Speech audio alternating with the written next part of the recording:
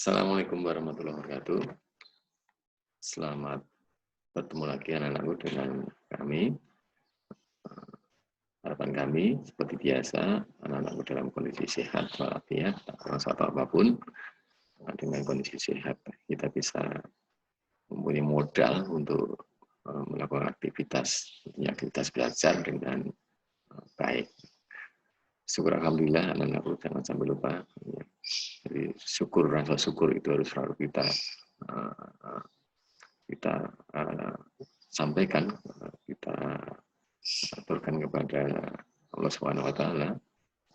Jadi karena nikmat syukur, nikmat sehat, nikmat sempat untuk belajar itu adalah hal yang luar biasa, tentunya tidak serta-merta kamu sehat anak-anakku tanpa ridhonya, tanpa ridhonya Allah SWT kita tidak akan pernah bisa sehat tentunya dengan usaha juga ya. Ingat pernah saya pesankan bahwa apa yang kita lakukan itu harus ada tahapan usaha, kemudian kita syukuri ya. Yang sudah terjadi ya harus kita syukuri apapun itu. Pada kesempatan pagi ini kita akan belajar tentang stokiometri ya anak-anakku, stokiometri atau gampangannya hitungan kimia ya. Hitungan kimia ini modal utamanya adalah hitungan-hitungan matematika ya. Perkalian, pembagian itu harus lancar ya. Kalau sudah betul rumusnya, masukkan angkanya betul, finishingnya kamu menghitungnya salah ya akhirnya menjadi salah. Apalagi kalau itu soal objektif, nah itu fatal. Kalau soal isi sih bisa jadi masih ada nilainya, karena ada prosesnya. Pada kesempatan ini nanti kita akan belajar banyak hal di stokiometri ini, yaitu pertama hukum dasar, persamaan reaksi, kemudian hukum Gay-Lussac dan hipotesa Avogadro. Nah, jadi ini sebenarnya hukum dasar juga, tapi untuk mempelajari hukum Gay-Lussac ini dibutuhkan persamaan reaksi, maka di sini akan saya sampaikan dahulu. Gitu ya. Kemudian konsep mol, ini dasar hitungan, pusat perhitungan kimianya di konsep mol ini. Kemudian yang terakhir saya stokiometri larutan, jadi hitungan-hitungan kimia yang dikaitkan dengan suatu larutan. Maksudnya begitu. Pada video kali ini kita akan belajar tentang hukum dasar kimia yang poin A ini ya, poin A ini. Jadi sedikit-sedikit ya. Jadi poin A ini akan kita pelajari. Nanti pertemuan berikutnya adalah B dan C insya Allah. Pertemuan ketiganya D dan terakhirnya E. Gitu. Kalau waktunya cukup ya D dan E juga jadi satu. Mari kita belajar tentang hukum dasar kimia. Hukum yang pertama adalah hukum kekekalan massa, atau ahli yang menyampaikan adalah Lavoisier atau Lavoisier tulisannya, maka dinamakan hukum Lavoisier. Mudah dipahami, yang namanya saja kekekalan massa, jadi massa itu tidak berubah. Jadi dikatakan bahwa massa zat sebelum reaksi dan setelah reaksi adalah sama. Ya. Massa zat sebelum dan setelah reaksi adalah sama. Ini hukum yang disampaikan Lavoisier. Maksudnya seperti apa toh? A plus B, reaksi A plus B menghasilkan suatu hasil reaksi atau produk. Jika A-nya 2 gram, B-nya 4 gram, maka hasilnya pasti 6 gram. Entah itu apa hasilnya. Pasti hasilnya 6 gram. Gitu. Jadi massa zat sebelum reaksi itu ya batasnya ini, tanda panah ini. Kiri tanda panah itu namanya sebelum reaksi, kanan tanda panah namanya setelah reaksi atau hasil reaksi. Maksudnya sebelum reaksi dan setelah reaksi adalah sama. Ini 2 tambah 4, ini 6. Ya.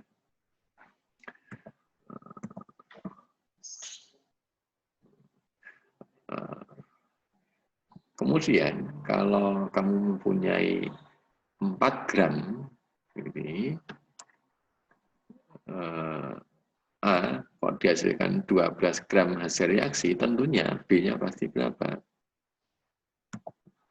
Pasti 8. Pasti 8. terus massa zat sebelum dan sesudah reaksi adalah sama. Nah, ini misalkan gitu tadi seperti itu. Nah, ini saya contohkan. Penerapannya contohnya seperti ini di UN, ya, walaupun sekarang istilahnya bukan ada UN ya, tapi ada KM. Senyawa barium karbonat BaCO3 sebanyak 100 gram dipanaskan dalam tabung tertutup rapat. Ini kunci sebenarnya. Tabung tertutup rapat. Pada pemanasan dihasilkan barium oksida BaO dan gas CO2 menurut reaksi. Nah, ini BaCO3 dipanaskan, berarti mengurai dia membentuk BaO dan gas CO2. Berapa massa zat yang dihasilkan seperti ini? Berapa massa hasil reaksinya?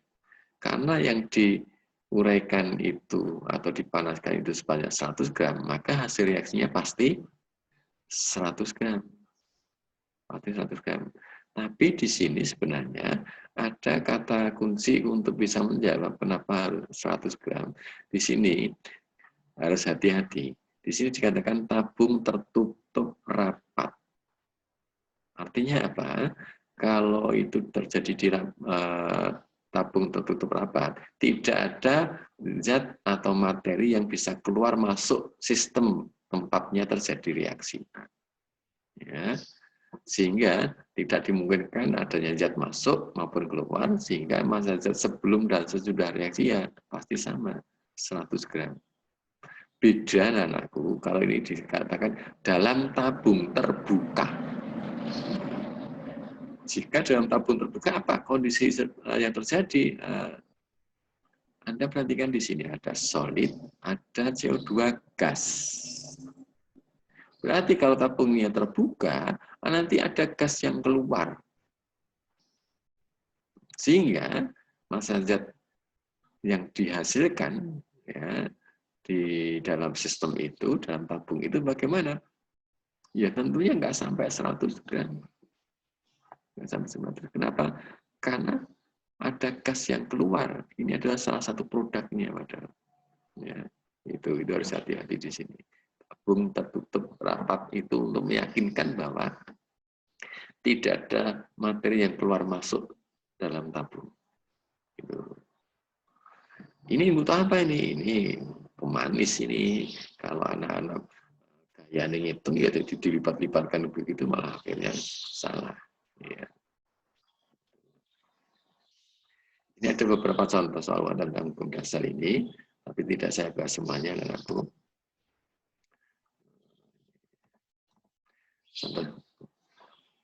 Hukum yang kedua yaitu hukum perbandingan tetap ataupun plus. Nah, ini perbandingan massa unsur dalam senyawa adalah tertentu dan tetap. Perbandingan massa unsur dalam senyawa adalah tertentu dan tetap. Untuk memahami kalimat ini kita bisa lihat contohnya di sini. Nah, saya mempunyai data contoh soal pertama. Perbandingan massa H dengan O dalam H2O adalah 1:8. Ini yang dikatakan Bruce tadi. Jadi memang H2O berapapun dia massanya, nanti perbandingannya H dan O dalam H2O itu pasti 1:8. Pasti 1:8.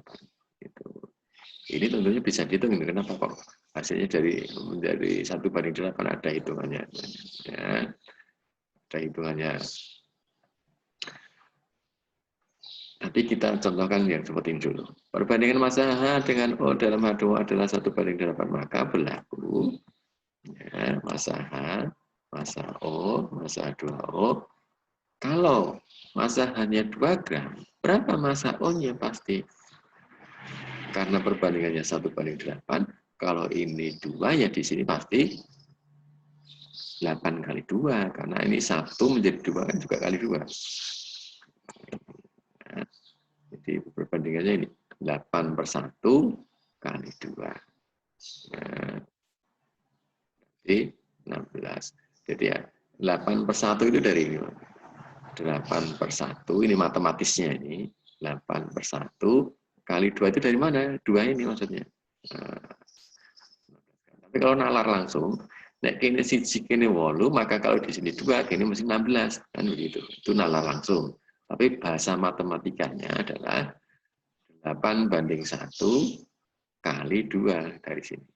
Hasilnya 16. Jadi ya, gampang nih. Nek kini sisi kini 8, nek kini loro kini masih 16. Gitu. Nah, berapa massa 2O-nya? Ya tentunya 2 tambah 16. Nah, kemudian, kalau massa O-nya yang diketahui 24 gram, berapa H dan berapa H2O?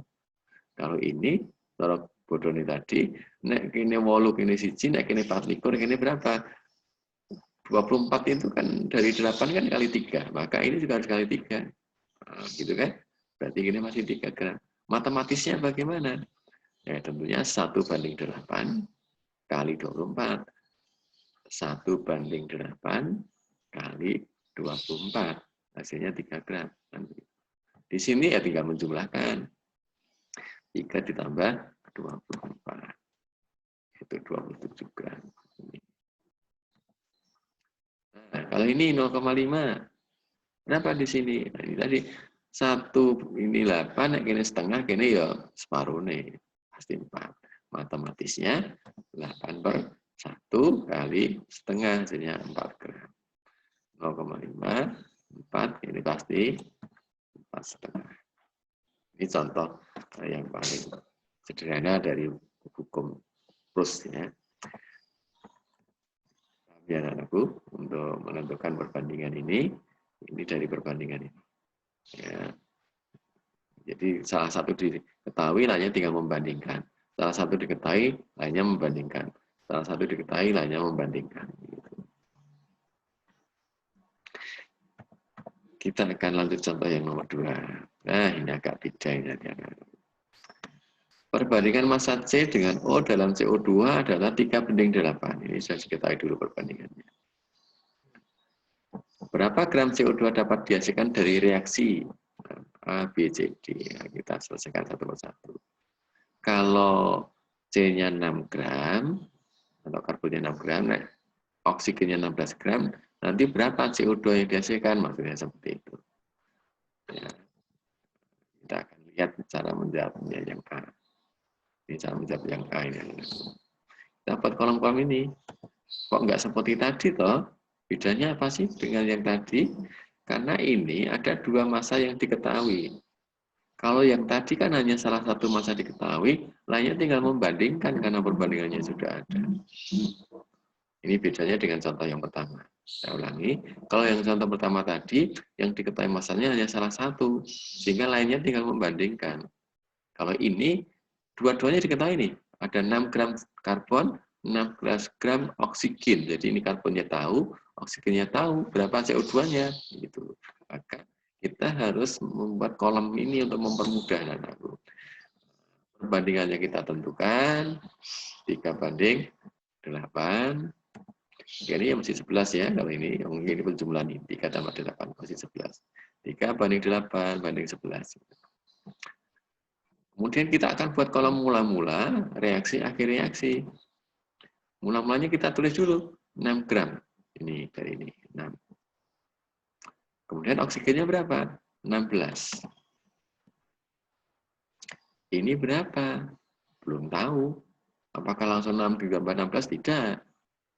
Kita patokannya harus perbandingan ini. Nek kini 3, kini 8. Itu nek kini 6, kini berapa dulu?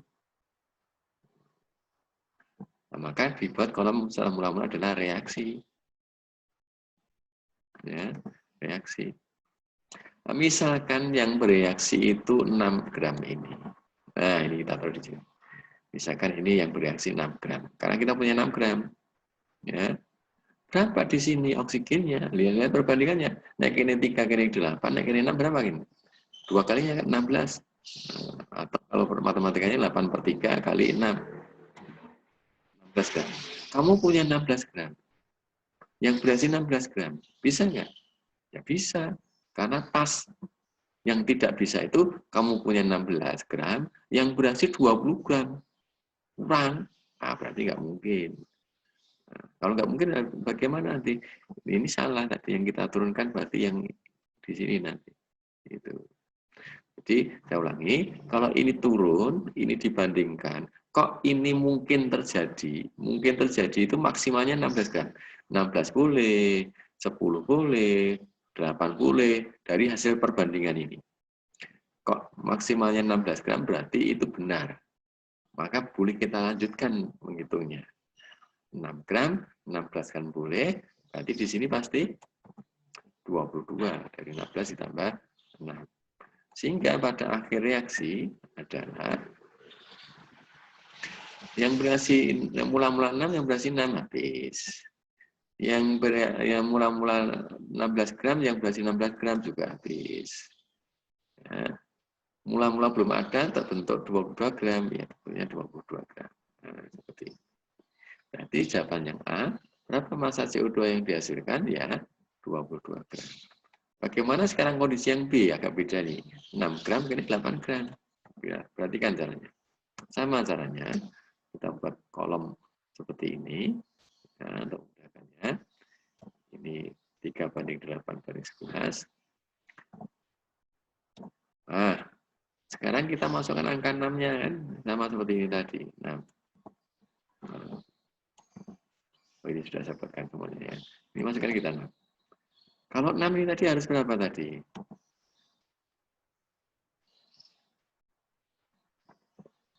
Oh, ini mula-mula ya, mohon maaf. Ada mula-mula 6 gram, ini mula-mula ada 8 gram. Nah, sekarang yang bereaksi. Misalkan yang bereaksi itu adalah 6 gram. Misalkan ini ya, saya ulangi. Misalkan 6 gram. Di sini berapa? 8/3 kali 6. Nah, ini 16 gram. Padahal kamu hanya punya 8 gram, yang bereaksi 16 gram. Bisa enggak? Enggak mungkin. Kalau enggak mungkin bagaimana? Ini tadi salah. Ya, maka kita hapus lagi. Nah, begitu. Terus bagaimana? Yang turun yang 8-nya. Nah, ini. Nah, ya, yang turun yang 8-nya. Saya ulangi. Ya. Ini. Nah, saya ulangi. Kalau ini 6 gram, ini 16 gram. Kamu punya 8 gram. Nggak mungkin punya 8 kok yang bereaksi 16 gram. Maka yang kita turunkan 6 gram itu tadi salah. Maka ini kita hapus lagi. Berarti yang turun bukan yang 6, tapi yang turun ke bereaksi adalah yang 8. Nah, sekarang kalau ini 8, berapa di sini? Ya, 3/8 kali 8. Atau nek kene 8 kene 3, nek kene 8 ya kene mesti 3 gitu kan. Itu cara ini. Ya, 3/8 3 gram. Nah, ini baru mungkin kamu punya 6 gram yang bereaksi 3 gram. Berarti ini benar. Berarti kita lanjutkan menghitung lainnya. Itu. Ya. Jadi saya ulangi, kenapa ini benar? Karena yang bereaksi 3 gram, kamu punya 6 gram. Berarti masih sisa, boleh kalau sisa. Yang nggak boleh itu kalau kurang. Yang boleh itu pas atau sisa, itu baru boleh. Ya. Kalau begitu kita lanjutkan, kalau ini 3, ini 8, ini berapa? Ya tentunya 3/8 ada 11 gram. Pada akhir reaksi ada apa saja? Ya. Yang mula-mula 6 gram, yang bereaksi 3 gram. Berarti masih ada sisa karbon sebanyak 3 gram. Kemudian oksigennya berapa? Punya 8, yang bereaksi 8 ya tentunya habis. Kalau CO2 yang dihasilkan berapa? Mula-mula belum ada, dihasilkan 11, ya tentunya 11 gram. Nah, kalau ditanya berapa massa CO2 yang dihasilkan, ya 11 gram. Jadi pada kolom reaksi ini, yang bereaksi ini harus sesuai perbandingan yang sudah ditentukan dari hukum Proust tadi. Ya, ini kolom. Kalau mula-mula ya sesuai kenyataan, datanya berapa masukkan. Tapi kolom bereaksi harus sesuai perbandingan. Maka nanti pada kolom reaksi ini nanti pasti hukum Lavoisier-nya berlaku. Lavoisier ingat kekekalan massanya 3 tambah 8 ini 11. Itu. Ya. Tapi kalau Proust-nya ya ini yang 3/8 tadi ya. Kemudian pada akhir reaksi pun hukum Lavoisier-nya juga berlaku. Perhatikan ini aja. Mula-mula ada berapa gram sih yang bereaksi? Mula-mula kan 6 ditambah 8. Ada berapa ini? 14 gram. Pada akhir reaksi berapa sih? Pada akhir reaksi, ya tentunya ini 3 gram ditambah 11 gram. 3 itu sisa karbonnya, 11 itu adalah CO2 yang dihasilkan, totalnya 14 gram. Nah, sebelum reaksi 14, setelah reaksi juga 14. Ini juga hukum kekekalan massa. Hukum Proust-nya tadi untuk menghitung perbandingan ini tadi. Ya, hukum Proust-nya untuk menghitung perbandingan ini tadi. Itu anak-anakku dengan model yang contoh kedua ini, massa zat yang diketahui itu 2, maka kamu harus membuat kolom macam ini untuk memudahkannya. Ya. Nah, nanti dari mula-mula salah satu diturunkan. Kalau salah satu diturunkan, lainnya dibandingkan. Oh, kok ternyata pas, boleh. Oh, kok ternyata kurang salah, maka yang diturunkan diganti. Seperti ini tadi kasusnya. Tadi saya turunkan ini 6, ternyata ini 16, padahal punya 8, salah. Berarti ini hapus, baru yang 8 turun, ini dihitung 3. Nah, baru boleh, karena punya 6 yang berhasil 3. Itu anak-anakku tentang hukum Proust. Ya. Ini contoh soal UN-nya misalkan. Nah, sekarang ini agak berbeda, ini kamu disuruh mencari perbandingannya malah anak-anakku. Dari data percobaan, pada reaksi antara CU dan S membentuk CuS, kita punya data percobaan 1 sampai 4 anak-anakku. Kalau massa CU-nya 4 gram, massa S-nya 2 gram, ternyata massa CuS-nya 6 gram. Kalau massa CU-nya pada percobaan kedua 6, ini 2, ternyata ini juga tetap 6. Kalau ini 8, ini 4, ini 12. Kalau ini 8, ini 10, ini 12. Berdasarkan data percobaan tersebut, maka perbandingan massa unsur Cu banding S dengan S dalam senyawa CuS adalah. Untuk mencari perbandingan adalah mudah sekali ciri khasnya. Kamu harus mencari massa sebelum dan sesudah reaksi harus sama dulu. Contohnya ini, 4 dan 2. Ini kan sebelum reaksi kan yang ini. Hasil reaksinya ini. 4 tambah 2, 6. Pas. Jadi kalau kamu diberikan data ini, digoleki, dicari, yang hukum Lavoisier, hukum kekekalan massa berlaku dulu. Ada enggak hukum Lavoisier yang berlaku lagi? Misalkan 2. 6 tambah 2 sama dengan 6, salah. 8 tambah 4, 12, betul. 8 tambah 10 sama dengan 12, salah. Berarti ada yang sesuai hukum perbandingan Lavoisier, terus data nomor 1 dan nomor 3. Terus yang dipakai untuk mencari perbandingannya adalah yang berlaku hukum Lavoisier. Boleh nomor 1, boleh nomor 3, bebas. Nanti hasilnya pasti sama. Nah, maka kita lihat percobaan nomor 1 saja. Perbandingan massa Cu banding massa S, ya berarti 4 banding 2 ini.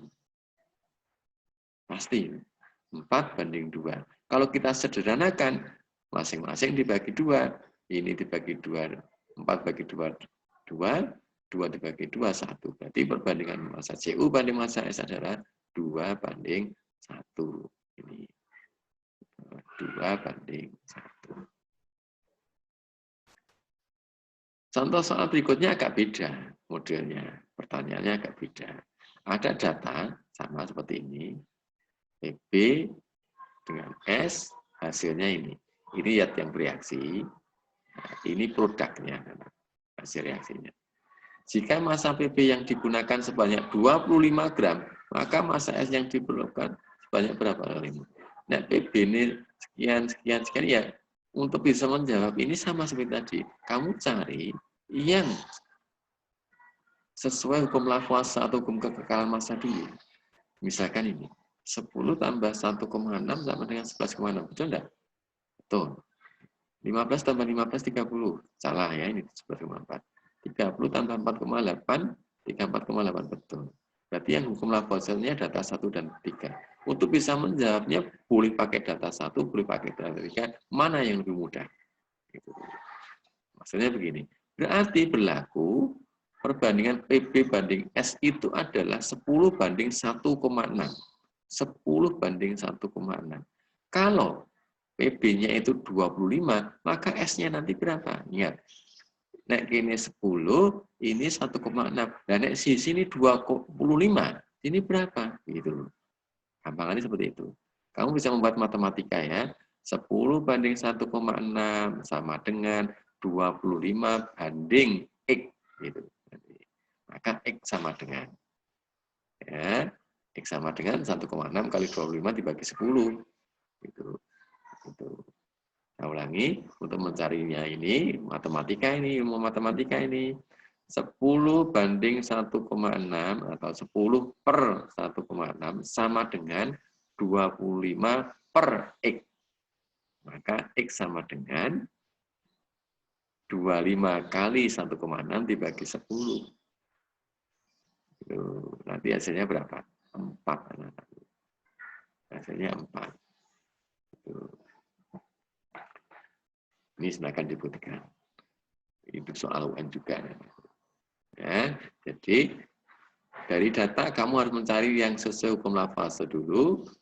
Berarti itulah perbandingannya. Kemudian untuk mencari massa S-nya, jika PP-nya 25 ya pakai perbandingan tadi. 10 banding 1,6 sama dengan 25 banding X. Atau bisa pakai data nomor 3, saya juga sama anakku. 30 per 4,8 sama dengan 25 per X. Nanti hasilnya juga 4. Itu contoh soal-soal UN-nya, anakku. Yang lainnya tidak saya komentari karena mirip caranya.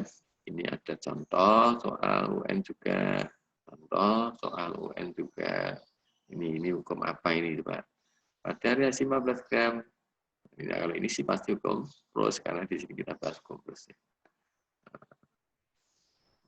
14 gram besi dengan 10 gram belerang seperti bersamaan. Ini. Ternyata dari percobaan dihasilkan 22 gram. Ini. Dan sisanya belerang. Kenyataan ini disesuaikan hukum. Kenapa ini 22 gram? Karena dia mempunyai perbandingan tertentu dan tetap. 14 tambah 10 yang dihasilkan besi 2 sulfidanya tidak 24 tapi 22. Karena dia harus mempunyai perbandingan tertentu dan tetap. Maka jawabannya adalah plus. Itu maksudnya ya. Ini silakan dicatat nanti. Ini filenya PPT-nya kan juga saya kirim. Silakan mencatat dari PPT-nya untuk latihan. Ya. Berikutnya adalah hukum perbandingan berganda atau hukum Dalton. Jika dua jenis unsur bergabung membentuk lebih dari satu macam senyawa, maka perbandingan massa unsur dalam senyawa-senyawa tersebut merupakan bilangan bulat sederhana. Y kar P ini. Ternyata senyawa atom C atau unsur C dengan O itu jika membentuk senyawa bisa berupa CO ada, CO2 juga ada. Itu loh maksudnya. Jika dua jenis unsur bergabung membentuk lebih dari satu macam senyawa. Ini lebih dari satu. Ada CO, ada CO2. Contoh lainnya misalkan ada SO2, ada SO3. Kalau NO, N dengan O makanya ada NO2, ada NO3, ada NO, ada NO2, ada N2O3, ada N2O5. Itu maksudnya ini. Jika dua jenis unsur bergabung membentuk lebih dari satu macam senyawa. Nah ini, maka perbandingan massa unsur dalam senyawa-senyawa tersebut merupakan bilangan bulat dan sederhana. Bilangan bulat dan sederhana itu misalkan 1/2, 3/4 itu maksudnya. Nah, datanya begini, CO dalam senyawa satu misalkan ya, dianggap senyawa satu itu CO. Perbandingan massa C banding O-nya adalah 3/4. Ini adalah hukum Proust ini. 3/4 ini hukum Proust. Ya. C dan O-nya 3/4. Pada CO2 atau senyawa 2, C banding O-nya 3/8. Ini juga plus ini. 3/8 itu adalah plus. Nah, berganda atau Daltonnya yang mana? Nah, ini perhatikan. Ada pertanyaan ini. Berapa perbandingan massa C dalam senyawa CO dan CO2? Ini loh maksudnya Dalton. C dalam CO dan CO2. O dalam CO dan CO2. Kalau ini tadi kan 3/4-nya kan plus, 3/8 plus. Nah, Daltonnya adalah C dalam CO dan CO2. Nih, C. C-nya ini nanti berapa ya? Gitu. Untuk menjawab yang A, C dalam senyap CO dan CO2, dari data masing-masing prus ini, untuk mencari perbandingan C, maka O-nya dibikin sama. Ini kan bedanya. 48. Dibikin sama bagaimana? Ya kalau pengen sama kan lebih gampangnya yang 8 tetap 4 kali 2. 4 kali 2 berapa? 8 kan? Nah ini pas kan? Kalau ini dikalikan 2, ini harus ikut kalikan 2. Berarti menjadi berapa ini? 6. Berarti nanti perbandingannya C dalam CO dan CO2 adalah 6 banding 3. 6 banding 3 kalau kita sederhanakan berapa? Ya 2 banding 1. Demikian juga untuk mencari O dalam senyawa CO dan CO2. Berarti yang dibikin sama apanya ini? C yang dibikin sama. Ah, kebetulan sudah sama. 3 banding 3. Berarti O dalam senyawa CO dan CO2 ya tinggal ini. 4 banding 8. Disederhanakan menjadi 1 banding 2. Masing-masing dibagi 4 kan? 1 banding 2. Ini maksudnya perbandingan berganda dari hukum Dalton itu ini. Jadi dua unsur membentuk senyawa yang lebih dari satu massa. Contohnya ini. Ini anggap senyawa 1, senyawa 2. Untuk mencari perbandingan C, maka O dibikin sama.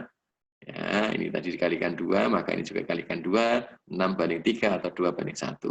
Untuk mencari perbandingan C, maka O dibikin, untuk mencari O, maka C bikin sama. Kebetulan sudah sama, tinggal 4 banding 8 atau 1 banding 2. Ini contoh jawabannya tidak saya tuliskan anakku. Silakan dicatat tadi yang saya bicarakan. Ada beberapa contoh ya. Ini soal UN-nya. Perhatikan tabel persentase unsur X dan unsur Y dalam dua buah senyawa berikut. Unsur X dalam senyawa pertama ini bukan nomor sebenarnya ya. Ini senyawa 1, senyawa 2. Senyawa 1 unsur X-nya 20%, Y-nya 80%. Senyawa kedua unsur X-nya 30%, Y-nya 60%, kan sama saja, anggap saja 2 banding 8, 3 banding 6, dan sebagainya. Ini kandungannya dijadikan persen ya. Jadi perbandingannya disamakan dalam bentuk persen. Ditanyakan perbandingan persentase unsur Y dalam kedua senyawa tersebut sesuai hukum Dalton. Nah, kalau mencari perbandingan Y, maka X dibikin sama. Ini 20-30 supaya sama dibikin yang 2 kali 3, yang 3 kali 2. Karena supaya 60 semua kan. Yang 2 kali 3 berarti 80 kali 3, 240 ya. Ini enggak saya tulis sama jawabannya, kita awang saja. Kemudian yang 3 kali 2 berarti 6 kali 2, 120. Oke, ini mau berapa? 240 dibanding 120. Berarti 24 banding 12 atau 2 banding 1. Seperti itu. Ini soal OSN lah. Jadi, nah ini mestinya tadi, ini bukan nomor tapi senyawa seperti ini. Senyawa 1, senyawa 2. Ini sama, tipenya sama. Senyawa 1 massa N banding massa N-nya sekian persen, massa Si-nya sekian persen. Ini N dan silikon membentuk dua senyawa biner. Biner itu maksudnya senyawa yang terdiri dari 2 unsur. Ya. Dengan komposisi persentasenya ini. Senyawa 1 ini N sekian persen, Si sekian persen. Senyawa yang kedua, N-nya sekian persen, Si-nya sekian persen. Berapa massa silikon yang bergabung dengan 1 gram dalam kedua kasus itu? Nah, maksudnya, jika N-nya itu 1 gram, maka Si-nya berapa? Ya, perbandingan saja. Maka nanti kalau mencari Si dalam senyawa 1 ya 66,72 per 33,28 kali 1. Ini bagi ini kali 1. Kalau yang senyawa kedua ya sama. 60, sekian dibagi 39, sekian kali 1. Gitu ya. Untuk mencari massa Si. Maka karena sudah ada perbandingannya, Kemudian nitrogennya diketahui 1 gram, ya tinggal 66,72 dibagi 33,8 kali 1. Ini yang kedua, 60,06 dibagi 39,94 kali 1. Buktikan bahwa ini memenuhi hukum kelingatan berganda. Ya, nanti kamu bisa tentukan perbandingannya N dan perbandingannya SI dalam senyawa 1 dan 2. Ingat, untuk mencari perbandingan N, SI harus dibikin sama. Maka untuk mencari SI, N dibikin sama. Ini adalah kuncinya, saya sampaikan. Nah, ini kuncinya. Jika ini 1, ini sekian. Jika ini 1, ini sekian. Nah, dari jawaban ini tadi yang sudah saya katakan tadi, kan berarti perbandingan SI di 1 dan 2 adalah ini. Nah, 2 banding 1,5. Kalau kita sederhanakan menjadi 4 banding 3. Ini loh perbandingan sederhananya. Ini.